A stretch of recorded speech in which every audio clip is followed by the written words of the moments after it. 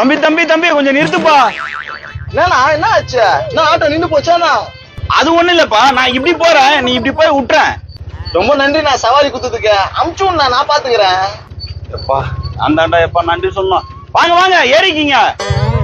எத்தனை ஆட்டோ ஏற இறங்க வைக்கிறானுங்க பாரு.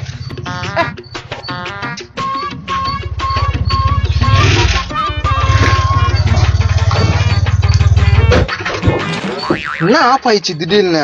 சோலி முடிஞ்சு. தம்பி எனக்கு முக்கியமான வேலை இருக்கு, நான் வரேன். பார்த்து போனா நான் இட்டு போய் விட்டுறேன். சரிப்பா சரிப்பா.